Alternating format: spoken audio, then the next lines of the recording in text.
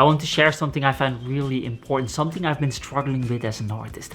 Thinking that you're too old to succeed as an artist, or that it's too late to succeed as an artist, or that you've lost on 10 years of artistic growth because you went for a corporate job in your 20s is not only going to slow down your artistic growth significantly, but it's also going to prevent you from ever standing out in the art market and getting the recognition that you deserve. So let's talk about it. You be looking over like you really know me. Maybe take a picture, take a couple, guess it's free. I recently did a poll on my channel that completely blew my mind away. 86% of artists have quitted making art at some point in their lives. And this is obviously the #1 mistake that artists make when it comes to their artistic growth, and definitely the #1 mistake I made that limited my artistic growth. And the reason this is so common is because most artists are not making money from their art, and what happens if you don't make money from the thing that you're doing all the time for a very long period of time? Well, then it becomes very hard to not at least consider that what you're doing is worthless. And the reason people are not making money from their art is because selling art is extremely hard. Not only are you competing against millions of contemporaries that all try to be the next best thing, you're also competing against the most talented, brightest, smartest people out of the history books, because Da Vinci might have been dead for the last 500 years, but his art is still being consumed, bought and sold in the marketplace. And so art is the most saturated marketplace on the planet, the only place where you fight against dead people. And so in that world, it's very easy to quit on your dreams and do something else when your parents are telling you that art is not a career choice, when your art teacher is telling you that your art is not specifically Rembrandt quality, or when your friends are laughing with your dreams because they already gave up on their dreams. And so what happens in that scenario is that people, they choose the realistic trajectory. They go for a corporate job, and then after 10 or 15 years of walking that corporate soul-crushing job in their office space, they realize that they're not like that. They don't want to work their ass off to make somebody else's dream come true. And then after 10 years of depression, they realize that they are an artist after all, no matter how hard they tried not to be. And that chasing this art career dream is probably the only way to become happy. And so now you're 40 and you finally start chasing this art career. But here's the problem with that. The art world doesn't accept 40-year-old artists. If you go to, for example, the commercial side and you want to do gaming or Disney type of animation stuff, then you will be stumbling on the following problem. They don't want to hire old artists. And the reason they don't want to hire old artists is because 40-plussers are too smart to accept the amount of slavery that these institutions demand of their employees. It's very easy to abuse a 20-year-old because you can simply pay them peanuts and they will still be happy because the only thing they care about is whether or not they have enough money to party on the weekends. A 40-year-old, however, with a mortgage, with bills, with a family, simply doesn't want to work their ass off anymore for peanuts. And so if you're Disney and you have a choice between a beginner 20-year-old and a beginner 40-year-old that's 40% more expensive, then you know what to choose. And so if you're a 40-year-old, what are you going to do about it? How are you going to solve this unfairness in the art market? How are you going to solve the problem that comes with age? Well, the solution is actually extremely easy, because there are benefits that only old artists can benefit from and that you have to learn to explore it. But all I ever was, afraid to take the plunge. How can we overcome the unfairness that is present in the art market? Well, the solution has everything to do with what you focus on. They did this research where they asked a group of people to watch a basketball game and count the passes. And then after they counted the passes, they asked them if they saw anything unusual. And lo and behold, the far majority of them said that they didn't saw anything unusual at all. But here's the thing.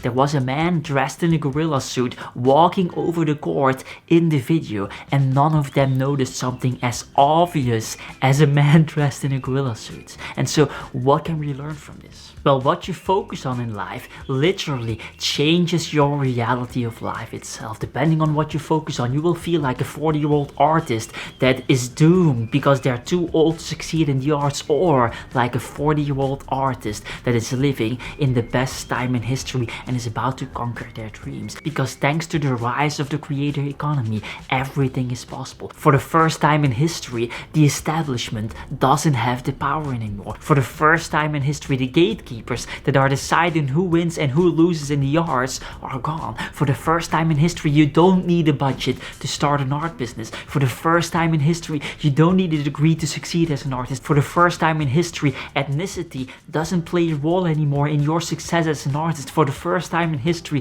a 40-year-old artist has the same opportunity as a 20-year-old artist thanks to the creator economy, thanks to things like, for example, YouTube. If you, for example, build a YouTube channel that has 100,000 subscribers, you will not only avoid that silly corporate manager that thought that you were too old, you will in fact force them to come knocking on your door because they want to tap into your audience. On top of that, you can also just make your own animation series, and if it's good, market it to your audience and then make more money than any of the animators working for Disney at this moment. And so the sky is the limit. Age is not a restricting factor anymore, but if you believe it is, it becomes a self-fulfilling prophecy. And so again, what you focus on in life literally changes your reality of life itself. And so what is this creator economy that I'm talking about? What is this massive opportunity that exists today that makes all of that possible? And how can you benefit from that creator economy so that you can get the recognition that you deserve as an artist? I heard too many things, I prayed that they were wrong.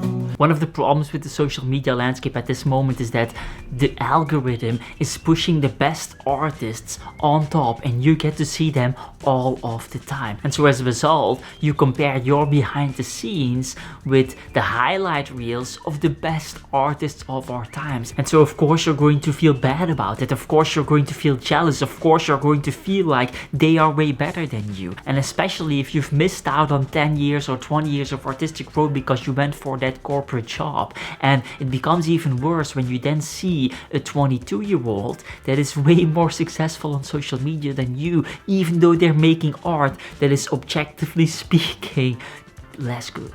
And so of course you're going to feel bad in that scenario. These feelings are inevitable in the society that we're living in today. And these feelings coming from social media can be extremely overwhelming and art block inducing at the very minimum. And this was not always the case. If you go back 30 years ago, before the social media era, then you would likely be painting in a small group of 30 students around your skill level and around your age level. And the only time that you would be confronted with somebody that's way better is if you would go to an exhibition or open an art history book. And when's the last time you opened an art history book? Never, right? And so you get the point. The environment 30 years ago was simply more motivating because it's way less anxiety inducing to look at artists of your age at your skill level. And so it's easy to see that it's much easier to grow as an artist in a society or a community or situation or a context like that. And besides this emotional abuse, there's also a time distraction that is going on social media, because you've probably seen that the best artists are not making the best art, they are making the best marketing campaigns. In fact, it's very common that an artist's personality is the real art and their art is complete shit. And so when you understand that marketing your art is probably the most important thing, you understand that you have to post on social media. And if you have to post on social media, you will be consuming social media because you have to do research on what posts go viral. And if you are consuming social media, well, then it's very likely that you will be consuming too much social media as well. And so now you're not only jealous because of the things that you're seeing, you're also wasting time becoming more jealous because of the things that you're seeing. And because you're an older artist, you value your emotions, you value your inner state and your well-being as a human being and as an artist. It's very common that you use these downsides of social media as an excuse to not do anything. As a matter of fact, according to my research, according to my polls, most artists are waiting until they're good enough, or waiting until whatever happens before they start posting their art online. And so what does waiting mean? Well, waiting means that you're not benefiting from the best, most crazy, most amazing opportunity the art world has ever seen. And so ideally, we want to solve these problems so that we don't have to use them as an excuse to not do anything. And so how do we overcome the time-wasting problem that exists on social media? How do we overcome these feelings of jealousy, these negative feelings, these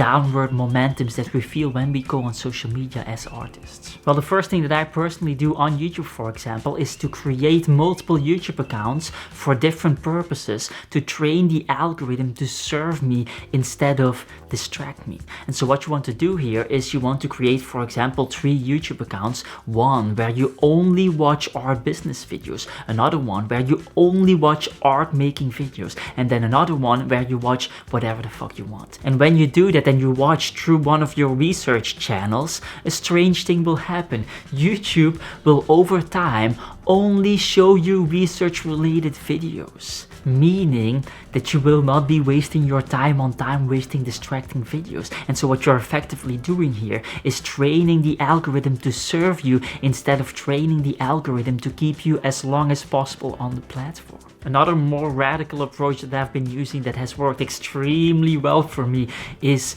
through an app called Focus Me, which is not the sponsor of this video.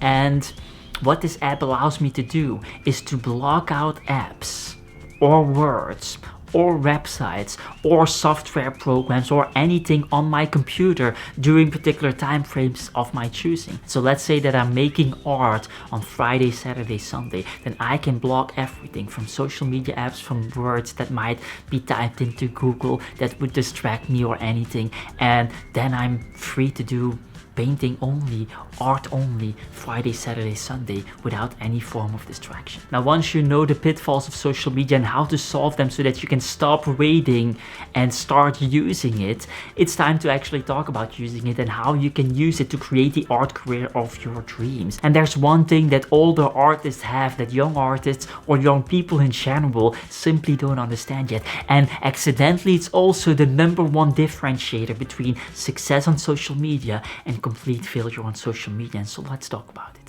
Sit around the fireside, really feeling that I like. 10 years ago, when I was young and went on social media for the first time, the mistake that I was making is that I was kind of trying to be the big shot. I was talking about myself, I was talking about my art, I was trying to promote my art in a very awkward manner, and I didn't realize that people were simply not interested in me because I was a 20-year-old nobody. And this is a mistake that approximately all young artists make. All young artists think it's all about themselves, and for some reason 40-year-olds don't make that mistake anymore. I don't see 40-year-olds going on social media and not at least trying to provide value, not at least trying to create content that is for the viewer and not for themselves. And so as a 40-year-old, you have to understand that these are benefits that you've learned through life that enable you to grow faster than 20-year-old somethings. And if I look at my own social media game,